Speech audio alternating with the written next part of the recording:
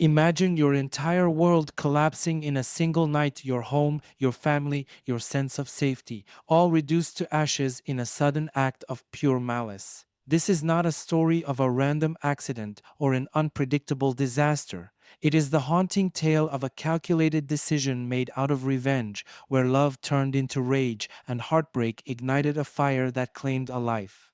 Welcome to the tragic case of Cinnamon Rig Maiden, a story that shakes the very core of what we understand about human behavior.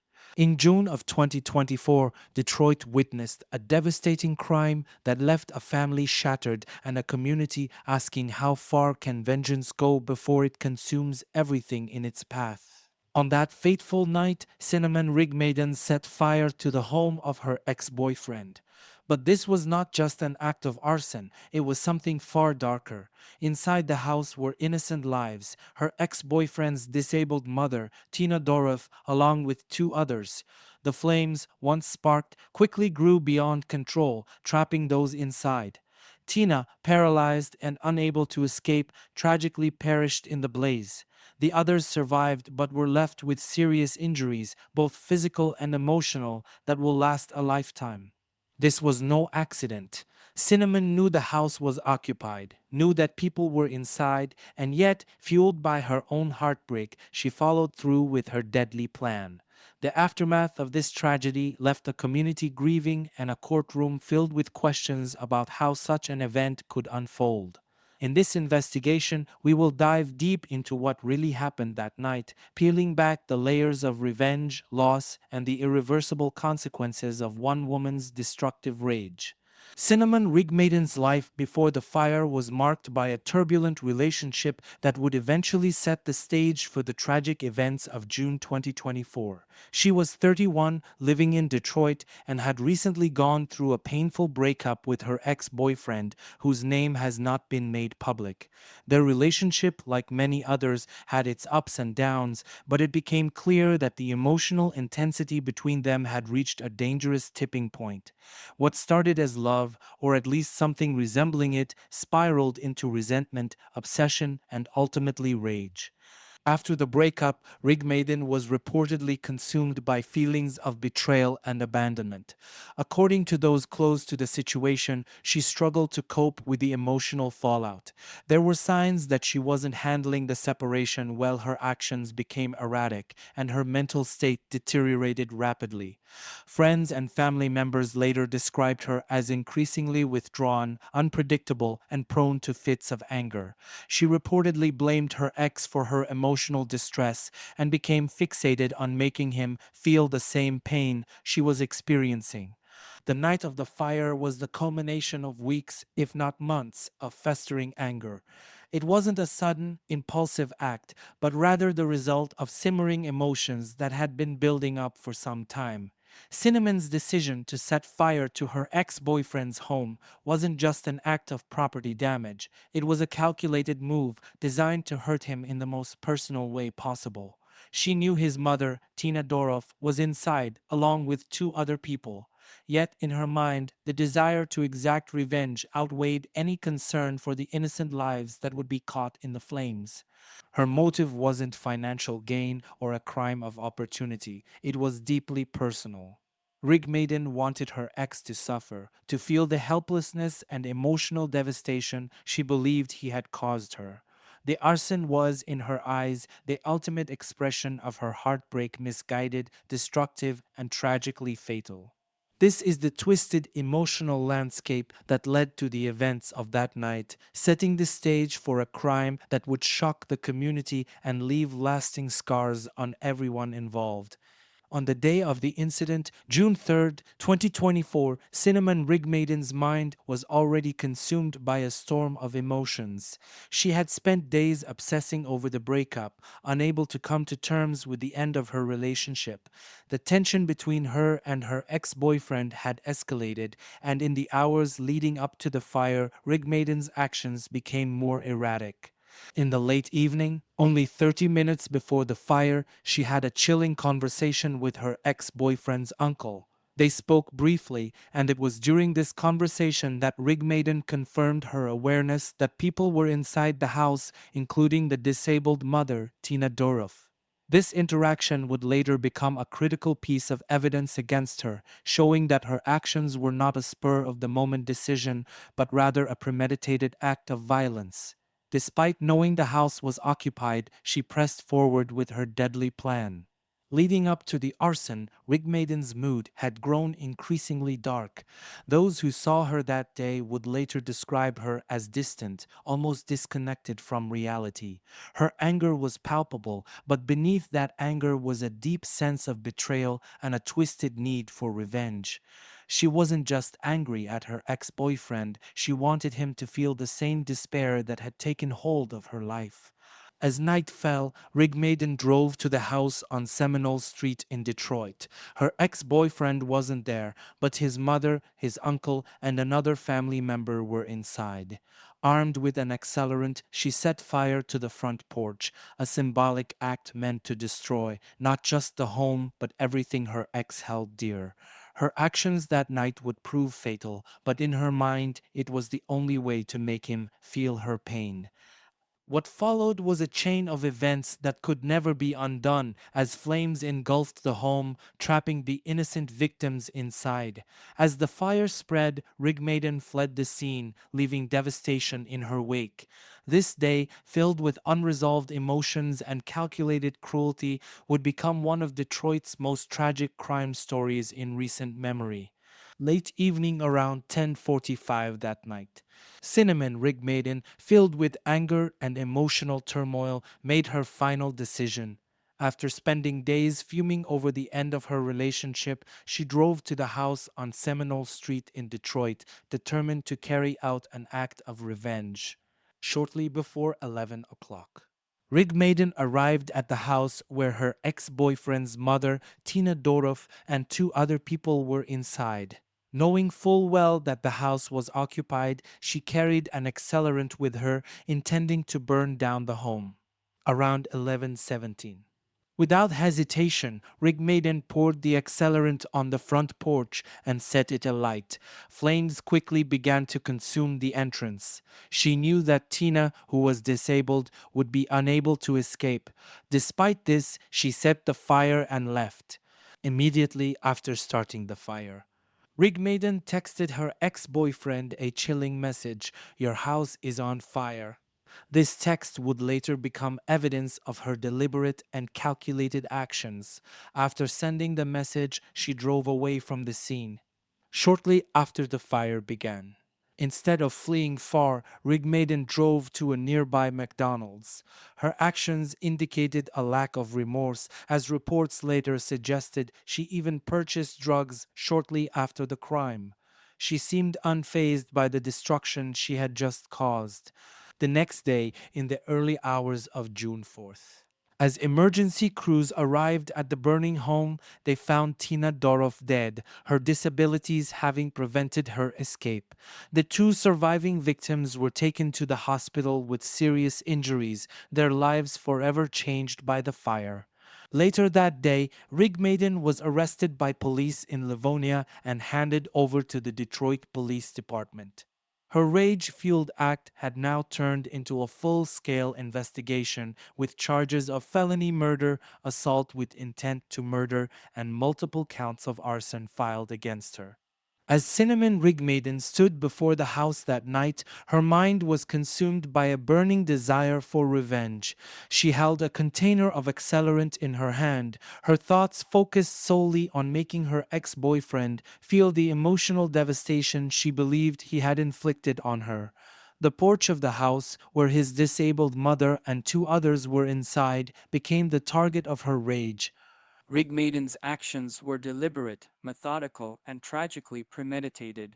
Knowing that her ex-boyfriend wasn't home, she was fully aware that his mother, Tina Doroff, a woman with severe mobility issues, was inside. Despite this knowledge, she doused the front porch with the accelerant, a substance that would ensure the fire spread quickly and uncontrollably. This wasn't a haphazard act, it was carefully executed with the intent to cause maximum damage. As she set the fire, the flames began to lick at the structure, spreading rapidly from the porch to the rest of the house. The porch itself, often the heart of any home where family and friends gather, became a symbol of destruction in Rigmaiden's hands. The fire took hold faster than anyone inside could react, especially Tina, who was unable to move quickly due to her paralysis. In the moments that followed, Rigmaiden didn't hesitate or second guess her actions. Instead, she left the scene, sending that haunting text message to her ex-boyfriend: "Your house is on fire." Her knowledge of the people inside, the fact that they were likely terrified, unable to escape, did nothing to stop her.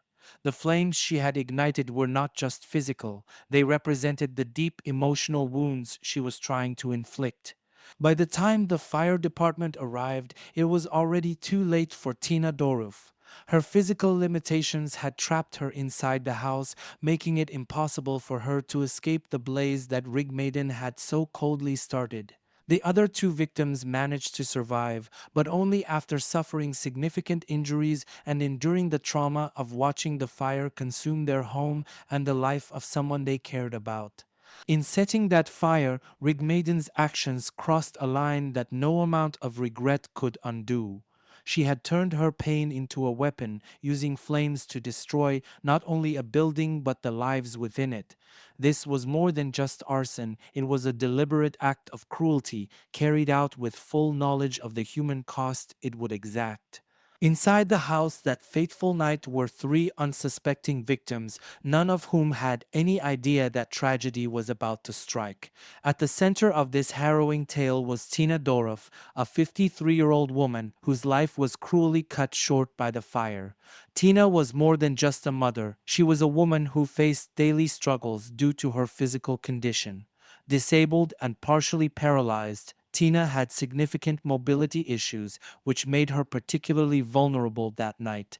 She couldn't easily move or escape in an emergency, and this tragic reality sealed her fate when the flames engulfed the home.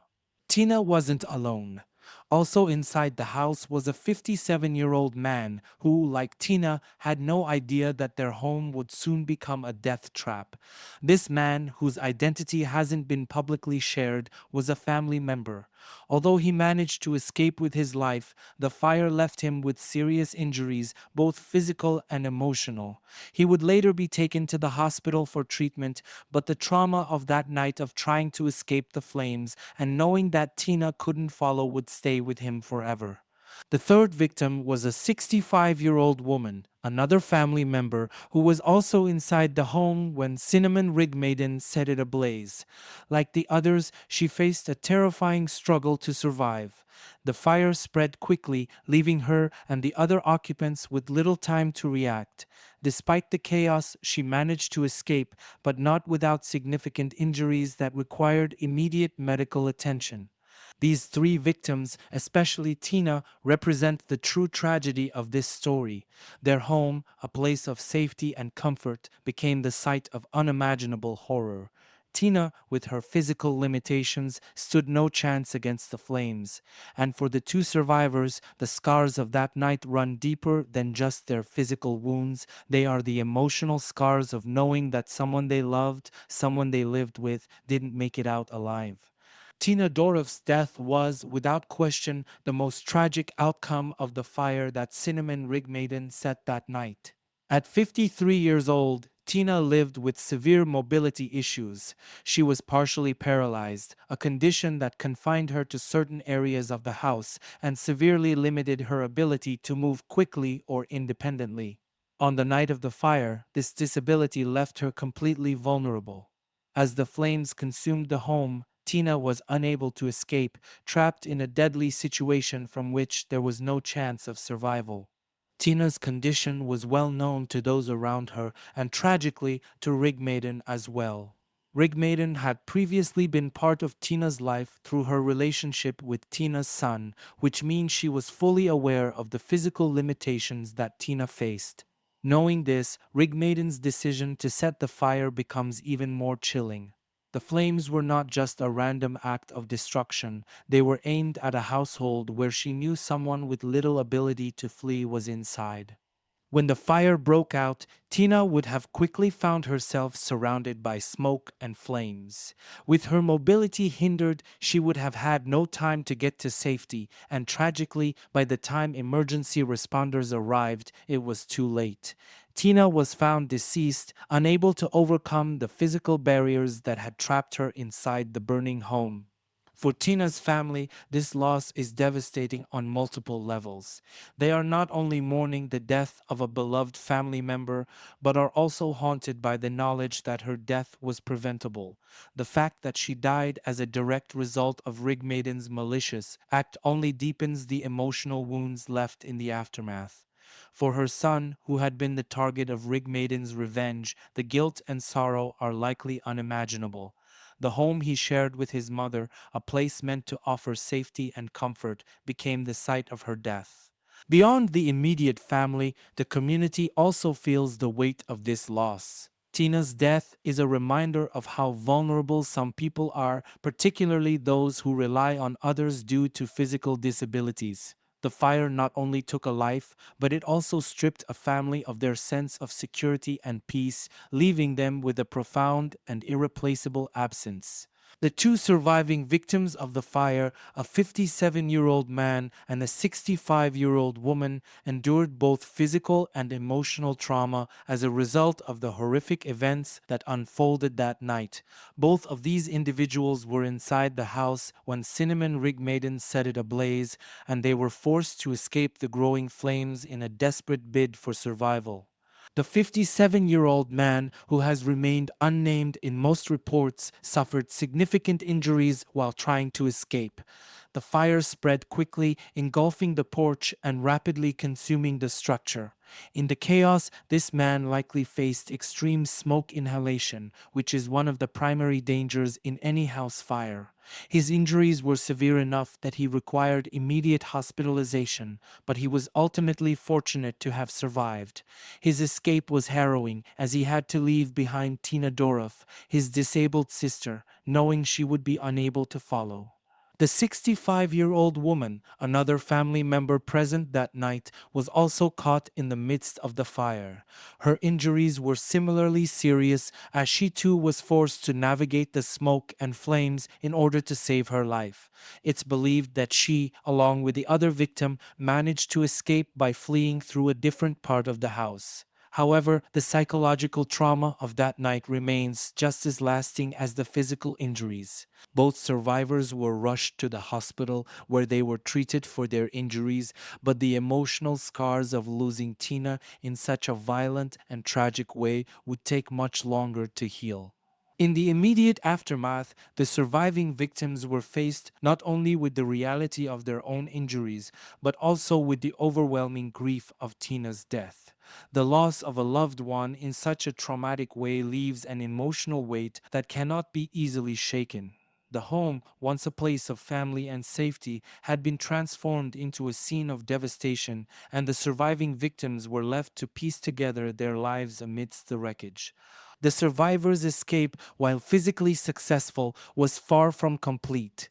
They would forever carry the memory of that night, the flames, the helplessness, and the tragedy of knowing that Tina Dorff, a beloved family member, had not made it out. The fire's physical destruction paled in comparison to the emotional toll that these survivors would continue to endure. After igniting the fire that would claim the life of Tina Dorff, Cinnamon Rig Maiden's immediate response was as cold and calculated as her actions leading up to the event. Rather than showing any remorse or attempting to help those trapped inside, she calmly sent a chilling message to her ex-boyfriend: "Your house is on fire." This text, sent shortly after she fled the scene, demonstrated her intent not only to destroy property, but also to emotionally torment her ex. It was a final, spiteful act meant to ensure that he would experience the pain and devastation she felt after their breakup. After sending the message, Rigmaiden's actions displayed a shocking level of detachment from the severity of the situation she had just created. She didn't attempt to hide or flee the city. Instead, she drove to a nearby McDonald's where she remained for some time, reportedly even purchasing cocaine during her brief stay there. This behavior suggests that she felt no immediate guilt or fear of being caught. Her decision to stop at a fast food restaurant rather than take steps to evade law enforcement reveals a level of nonchalance that is difficult to fathom given the gravity of her crime. The following day, on June 4th, Rigmaiden was arrested in Livonia, Michigan, without incident.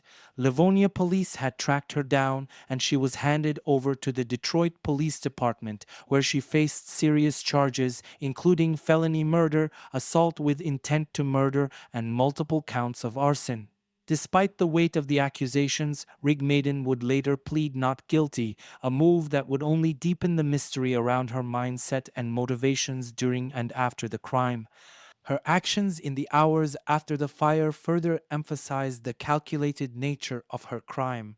Rather than being driven by panic or regret, Rigmaiden's movements were deliberate and calm, a sharp contrast to the chaos and devastation she left behind. On June 4th, 2024, just a day after the tragic fire that claimed the life of Tina Doroff, Cinnamon Rigmaiden was arrested in Livonia, Michigan.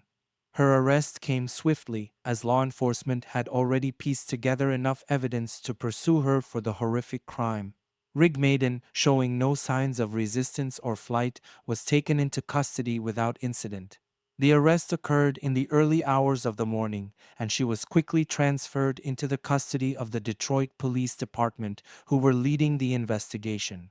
At the time of her arrest, Rigmaiden faced a range of serious charges. These included one count of felony murder, an especially grave charge given the nature of the crime and the fact that it led to the death of an innocent woman. In addition, she was charged with 2 counts of assault with intent to murder, related to the 2 survivors who had narrowly escaped the blaze. Further compounding the legal weight against her were 3 counts of first-degree arson and 1 count of third-degree arson, reflecting the deliberate and premeditated nature of the fire she had set.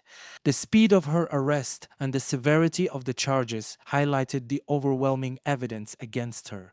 Investigators had quickly gathered critical information, such as her text to her ex-boyfriend and her conversation with his uncle, which indicated that she was fully aware that people were inside the house when she set it on fire. Her actions in the immediate aftermath, including her nonchalant trip to McDonald's, further painted a disturbing picture of her lack of remorse. Rigmaiden's arrest marked the beginning of a long legal battle as prosecutors prepared to hold her accountable for the devastating consequences of her vengeful actions. Despite pleading not guilty, the charges against her would weigh heavily as the case moved through the justice system, with the memory of Tina Doroff's tragic death hanging over the proceedings. When news of Cinnamon Rigmaiden's crime reached the courtroom, the reaction from prosecutors was swift and severe. Leading the charge was Wayne County Prosecutor Kim Worthy, whose condemnation of Rigmaiden's actions was blunt and unflinching. Worthy, known for her strong stance on justice, issued a powerful statement reflecting the gravity of the crime. She described Rigmaiden's act as beyond reprehensible, a term that encapsulated the sheer malice behind the fire and the senseless death it caused. Worthy's outrage was not just over the arson itself, but the calculated cruelty behind it. Since when is the solution in the breakup of a relationship setting fire to an occupied house? She questioned publicly, highlighting the absurdity and evil of Rigmaiden's actions. To the prosecutor, this was not just a crime born of emotion. It was a deliberate, calculated attack that targeted innocent victims with full knowledge that Tina Doroff, a disabled woman, could not escape.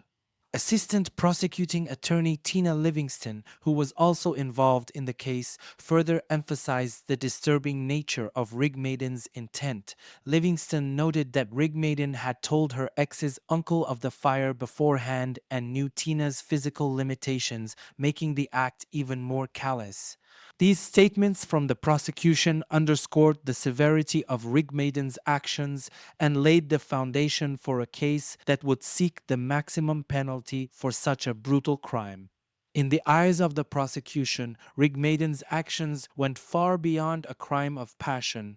They were seen as a ruthless and calculated act of revenge, meant to inflict as much pain as possible, not only through the destruction of property, but also by taking a life. Cinnamon Rigmaden's motive for setting the fire that ultimately claimed Tina Dorff's life was deeply rooted in a desire for revenge. After the painful breakup with her ex-boyfriend, Rigmaden's emotional state spiraled out of control. Friends and family later described her as being consumed by feelings of abandonment and betrayal.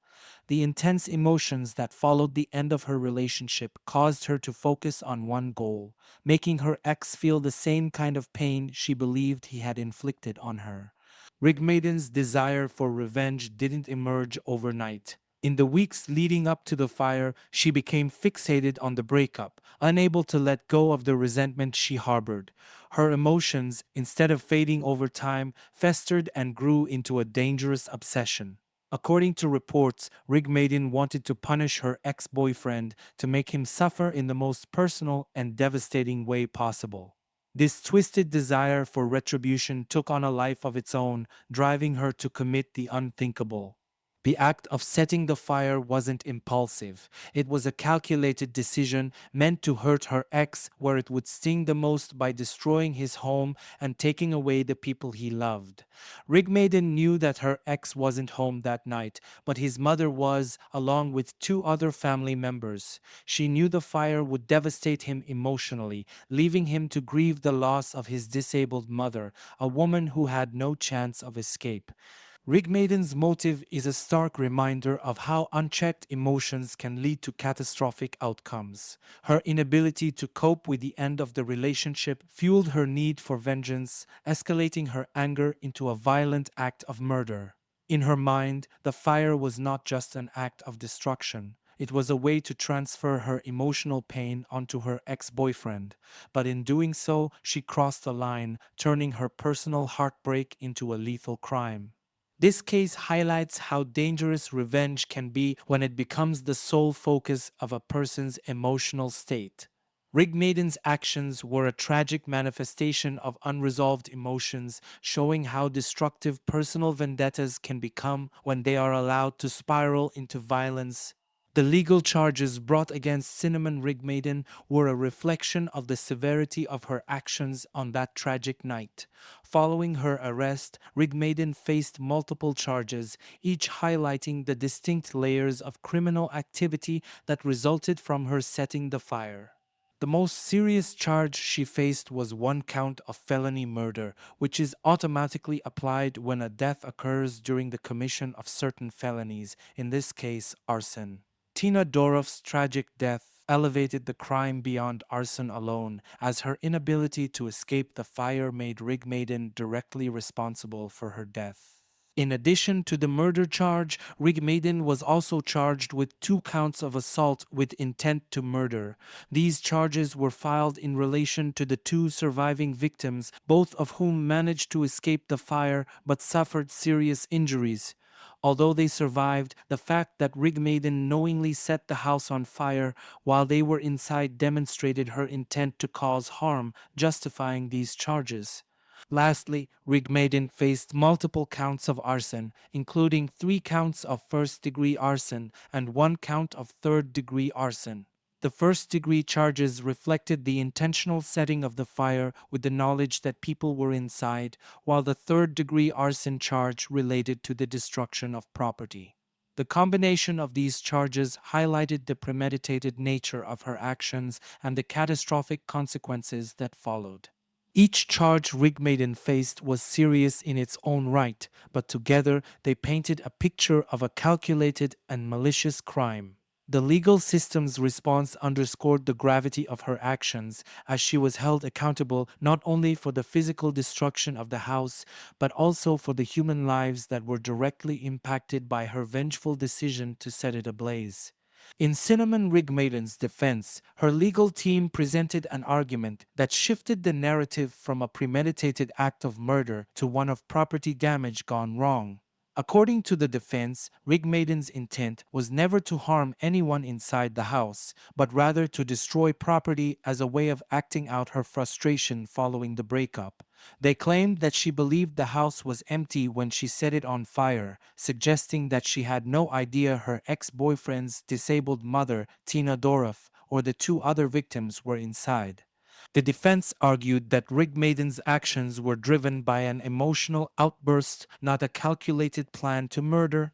In their version of events, Rigmaiden's primary objective was to express her anger by causing damage to the house with no intention of causing bodily harm. They pointed to her alleged assumption that no one would be home that night, positioning the case as a tragic accident rather than an act of intentional violence. However, the prosecution pushed back hard against this argument, noting key details that contradicted her claim of ignorance. One of the most damning pieces of evidence was the conversation Rigmaiden had with her ex-boyfriend's uncle just minutes before setting the fire, during which she was made aware that people were inside. Despite this knowledge, she proceeded with her plan. The prosecution also pointed to her chilling text message, "Your house is on fire," sent immediately after she fled the scene, as further evidence that she knew exactly what she was doing. While the defense's argument aimed to paint Rigmaiden as someone caught up in a moment of rage, the facts of the case strongly suggested that her actions were far more deliberate than they claimed. The prosecution systematically dismantled Cinnamon Rigmaiden's defense claim that she intended only to damage property, not harm anyone, by presenting strong evidence that she knew the house was occupied when she set the fire. Prosecutors emphasized that Rigmaiden had been in direct contact with her ex-boyfriend's uncle just 30 minutes before setting the fire. During that conversation, she was informed that there were people inside the home, including his disabled mother, Tina Dorff.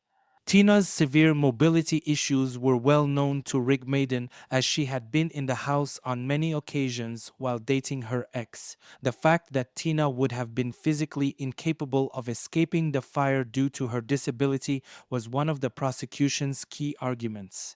Moreover, the prosecution pointed to the chilling message Rigmaiden sent to her ex-boyfriend immediately after the fire started, stating, "Your house is on fire." This message wasn't just a notification, it demonstrated her awareness that people were inside and implied she was targeting the home to cause emotional pain. Prosecutor Kim Worthy and her team argued that Rigmaiden's actions were far from accidental or impulsive. They were premeditated, designed to maximize emotional devastation by attacking the people closest to her ex-boyfriend. Rigmaiden's court appearances were marked by key moments that underscored the severity of the charges against her. During her arraignment, Rigmaiden pleaded not guilty to all charges, including felony murder, assault with intent to murder, and multiple counts of arson. Her defense team continued to assert that she had not intended to harm anyone, but this plea was met with skepticism from both the prosecution and the judge. One of the most critical decisions came during the bond hearing, where the judge ultimately denied Rigmaiden's request for bond. The prosecution argued that she posed a danger to the community due to the violent and premeditated nature of her crime. The judge agreed, citing the overwhelming evidence that Rigmaiden knew the house was occupied when she set the fire and the potential risk of further violent behavior if she were released. The denial of bond ensured that Rigmaiden would remain in custody while awaiting trial. These courtroom moments painted a picture of a defendant whose actions were deemed too dangerous to allow her freedom before trial, setting the stage for a legal battle that would seek justice for the victims of her crime. The aftermath of Tina Dorff's death left her family shattered, overwhelmed by both grief and anger. Tina's son, who had been the ex-boyfriend of Cinnamon Rigmaiden, was particularly devastated, as the fire was not only a direct attack on his family, but also the result of his relationship's bitter end. The loss of his mother in such a cruel and preventable way created an unimaginable emotional burden for him. He was left grappling with guilt and sorrow, knowing that his breakup with Rigmaiden had led to the horrific events that cost his mother her life. Other family members also spoke about the profound sense of loss they felt after Tina's death. Tina was not just a disabled woman, they remembered her as a loving mother, sister, and friend whose life was cut short in a brutal act of revenge. The fact that she was unable to escape due to her physical limitations only made the tragedy more painful for her loved ones. The survivors of the fire, who themselves suffered serious injuries, were also left traumatized by the memory of the night and the realization that Tina had not made it out alive. The community surrounding the family shared in their grief, with many expressing shock and disbelief that someone could intentionally start a fire knowing that a disabled woman was inside. This outpouring of support highlighted the deep emotional wounds left behind, but no amount of condolences could ease the burden Tina's family now carried. The psychological unraveling of Cinnamon Rigmaiden after her breakup with Tina's son played a central role in driving her to commit such a violent act. Rigmaiden's behavior in the weeks leading up to the fire was marked by obsessive and erratic tendencies as her emotional state spiraled out of control. After the breakup, she became increasingly consumed by feelings of rejection, betrayal, and anger. Her emotional distress was compounded by a deep need for revenge, which ultimately became her sole focus. The desire to make her ex-boyfriend feel her pain became a fixation for Rigmaiden. This obsessive thinking pushed her to engage in increasingly dangerous and impulsive behavior, culminating in the decision to set fire to his home. Psychologists who later analyzed her case pointed to her inability to process the breakup in a healthy way, which led to a distorted view of reality. Rigmaiden's emotional state, instead of gradually healing, festered and escalated into violent fantasies aimed at punishing her ex. Her actions on the night of the fire demonstrated the culmination of her psychological decline. By setting the house ablaze, Rigmaiden was attempting to externalize her internal emotional torment, inflicting physical pain on her ex-boyfriend by destroying his home and, tragically, taking the life of his mother. This type of extreme behavior is often rooted in unchecked emotional turmoil, where obsessive thoughts of revenge override any sense of morality or empathy for others. The case of Cinnamon Rigmaiden serves as a stark reminder of how dangerous unprocessed emotional trauma can become, particularly when it manifests in acts of violence. Her psychological descent into obsession and anger left a path of devastation that impacted not just her ex-boyfriend, but his entire family. The crime committed by Cinnamon Rigmaiden had a profound effect not only on the immediate victims and their families, but also on the broader Detroit community. The public's reaction to the senseless and brutal nature of the crime was one of outrage and disbelief. Many found it hard to comprehend how a personal vendetta could escalate to such extreme and deadly consequences. The fact that Tina Dorov, a disabled woman, was the primary victim of Rigmaiden's revenge made the crime all the more horrifying for those who heard about it. In the days following the fire, local media extensively covered the case, ensuring that the details reached every corner of the community. Headlines focused on the tragic nature of Tina's death and the two surviving victims who narrowly escaped the flames. The public was particularly struck by the premeditated nature of Rigmaiden's actions, with many expressing sympathy for the Dorov family and condemnation for the perpetrator. The crime also sparked discussions about domestic violence, emotional abuse, and the psychological toll that breakups can have on individuals. Mental health advocates weighed in, pointing to the importance of recognizing warning signs when someone's emotional distress begins to manifest in dangerous behavior. In this way, the crime resonated beyond just the immediate circumstances, touching on broader social issues that continue to affect communities nationwide. The tragic case of Cinnamon Rigmaiden is a stark and heartbreaking reminder of how unchecked emotions, particularly those rooted in revenge and obsession, can spiral into catastrophic violence. What began as a personal heartbreak escalated into an act that claimed the life of an innocent woman and scarred two other survivors, leaving a family and community in ruins.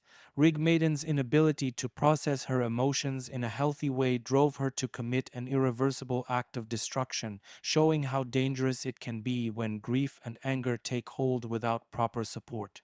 This case serves as a cautionary tale for everyone. It highlights the destructive power of revenge, especially when personal pain blinds someone to the consequences of their actions. It also underscores the importance of mental health awareness, as Rig Maiden's actions were a clear indication of emotional instability that went unaddressed. The devastation that followed is a stark example of what can happen when emotions are allowed to fester and consume a person's judgment. In seeking justice, the focus must not only be on punishing the perpetrator, but also on ensuring that the victims' families find some form of closure. While nothing can bring back Tina Dorov or undo the trauma suffered by the survivors, legal justice through a fair trial, holding Rig Maiden accountable for her actions, is the first step toward healing. Ultimately, this story stands as a somber warning. Unchecked emotions and the thirst for revenge can lead to irrevocable harm, but society can take steps to prevent these tragedies by promoting mental health, empathy, and conflict resolution. As we reflect on this tragic case, it's a chilling reminder of how unchecked emotions can lead to devastating consequences. Revenge and obsession, when left unaddressed, have the power to destroy lives. If this story moved you, or if you have thoughts or questions, make sure to share them in the comments below. Let's continue the conversation about how we can prevent such tragedies by promoting mental health, empathy, and conflict resolution. And don't forget to subscribe to the channel for more deep dives into real life crime stories and investigations. Hit the notification bell so you never miss a new video. If you found this content valuable, give it a thumbs up and share it with others who might be interested in exploring the darker corners of human behavior. Stay safe, stay informed, and as always, thank you for watching.